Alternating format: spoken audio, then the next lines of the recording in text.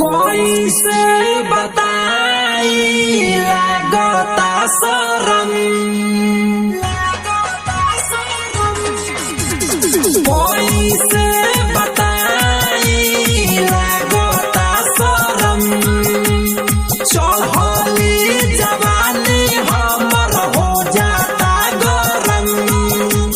Chips ताके दियब ताके दर्द बड़ी बेला संजा पलंग पशु ताके रोटी ढोड़ी प बेलेला संजा पलंग पशु ताके रोटी ढोड़ी प बेलेला।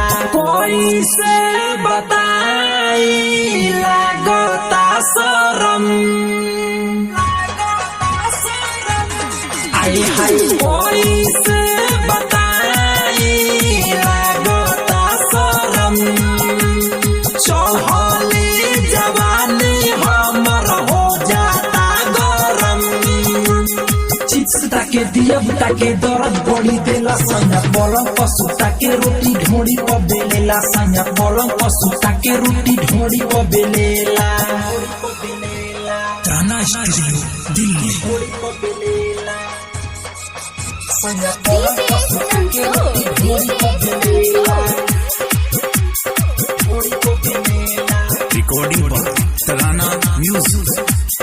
ढोड़ी प बेलेला, ढोड़ी प बेलेला, पलंग पशु ताके रोटी ढोड़ी प बेलेला संजा पलंग पशु ताके रोटी ढोड़ी प बेलेला। केतना कहीं ऊपर हम लीला, डाली के पानी लहंगा को दे लगीला।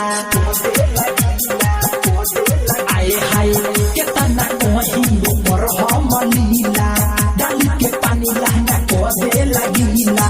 डरे न कुछ ओकरा से बोली, रोटी फुलावता खोली मोर चोली। बात बात में हमके फंसा के राइसिया को देला संजा पलंग पशु ताके रोटी ढोड़ी प बेलेला संजा पलंग पशु ताके रोटी ढोड़ी प बेलेला।